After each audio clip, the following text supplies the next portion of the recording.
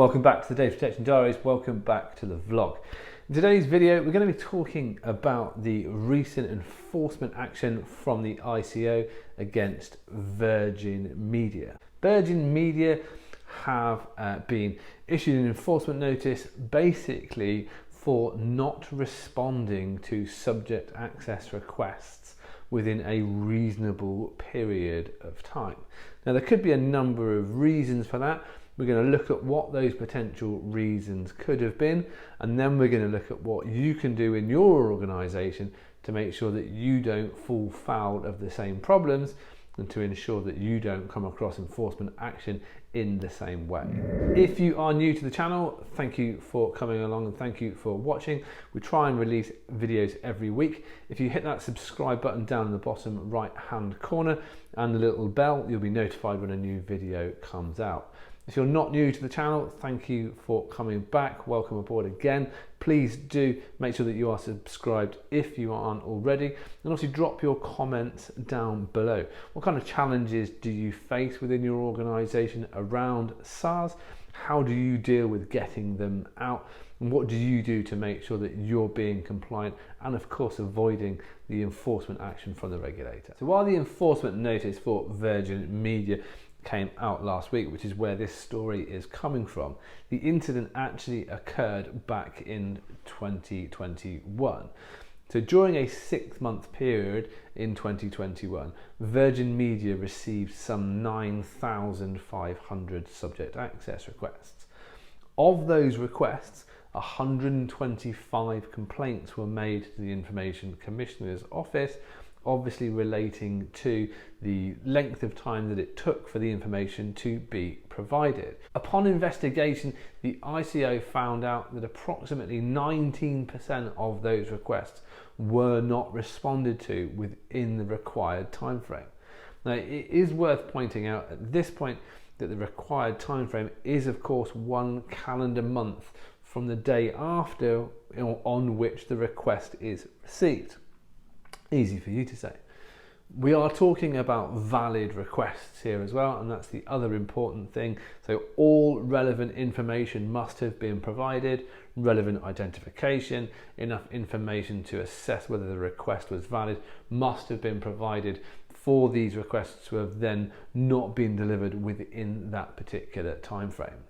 It is also worth pointing out that the ICO have said that compliance has improved significantly in 2022, but the initial enforcement action was essentially to improve their response rate, ensure they have an appropriate team to deal with a number of requests, and obviously fulfill any requests that were outstanding and that hadn't been dealt with. And the ICO have gone back to check on that, which is why now when the enforcement notice has come out, that they're also saying that compliance in general has improved over that period. So what could have caused Virgin to have fallen so far behind?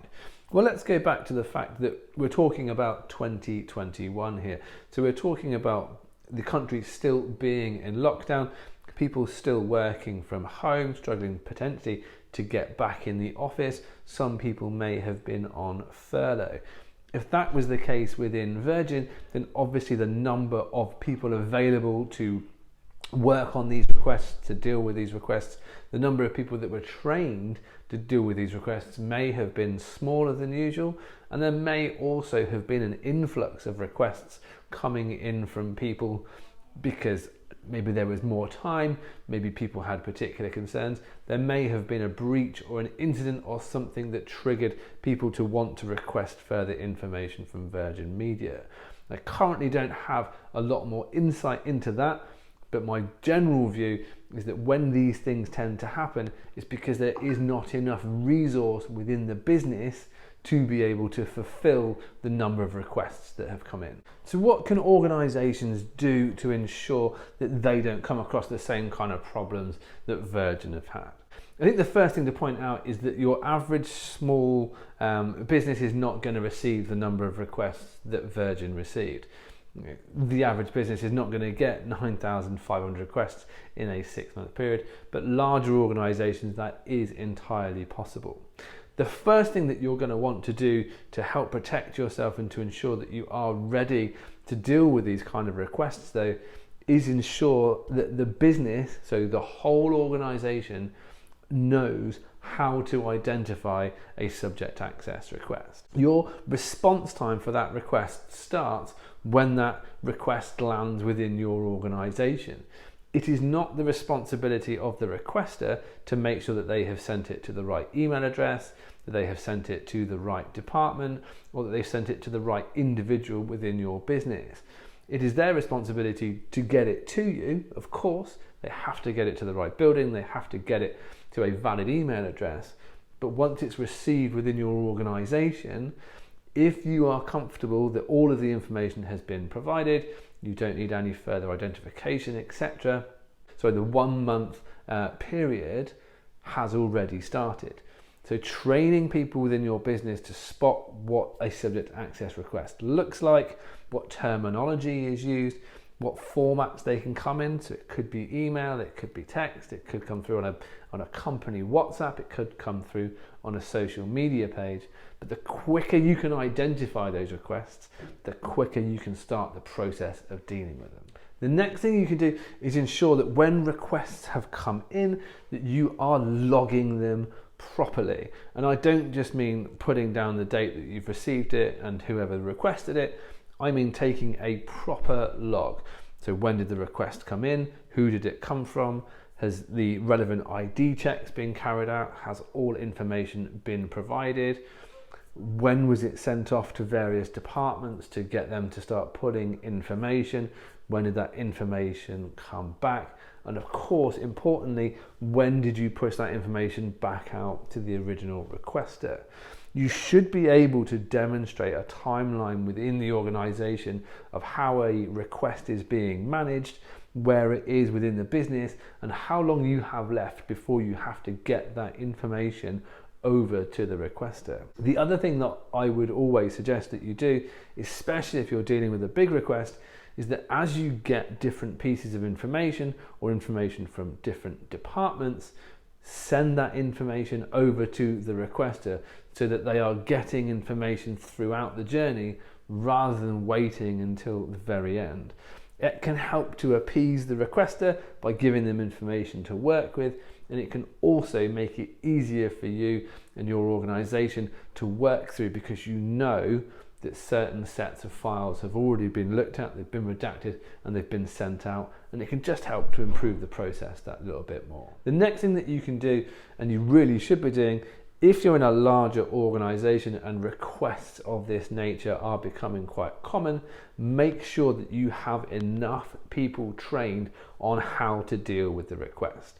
So it's fine to have the whole business understanding what a SAR looks like, but having enough people in the business that can actually respond, pull the information together, do the redaction, and get that information back out to the requester is absolutely vital.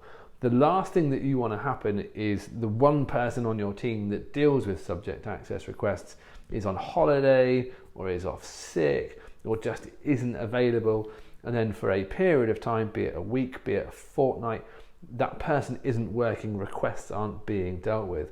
Because all that's going to happen there is that you're going to have a backlog. When that person comes back, they've got the ones they already had to deal with, plus any new requests, and that's where timelines start to slip. Ensuring that you've got enough support and enough resource within the business. These don't have to be full-time people. That's the other thing. I'm not saying you have to have a team of full-time people sat waiting for DSARs to come in, but having people that are trained that you can pull in as and when you need to from across the business is really, really good practice, and is going to help you keep to those timelines as and when you get an influx of requests that maybe you weren't properly expecting. My final tip to keep you on track when you're dealing with your DSARs is look to produce some metrics. So if you have any kind of a privacy committee or data protection committee or forum within your organization, a really good thing to report through that forum to give your DPO insight and to give your management team insight is the number of requests that you've received in any particular month or any particular quarter, where those requests came from. So were they customers, were they users, were they external parties, was it councils, was it the police? and how long did it take you to respond to that request. So how many did you deal with within the 30 days, and how many fell outside of those 30 days, and what was the reason for that? Producing these kind of metrics and having that kind of understanding of how things are operating within your organization can help you identify challenges that might be coming down the line. It can help you argue for more resource if you do need more resource, and it can also help you to identify patterns of behavior where maybe you're getting an increased number of requests because, I don't know, the organization's gone through a bout of redundancy, there's been a takeover, the business has been sold, or there's been an incident that's been publicly reported, and it's pushed people to want to know what information you have about them. All of this information is useful when you're looking at trends and analysis to determine how many people you might need to deal with requests, how much resource you're going to need, and to identify challenges before they become down the line.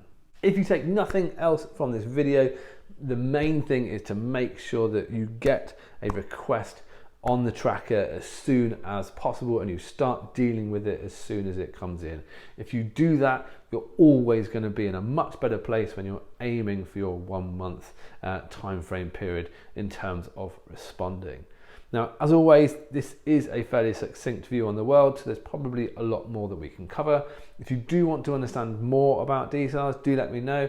We can always do another video and get into the specifics. For now, please do make sure that you subscribe, like, comment, all those wonderful things, and we look forward to seeing you again soon. Thanks very much.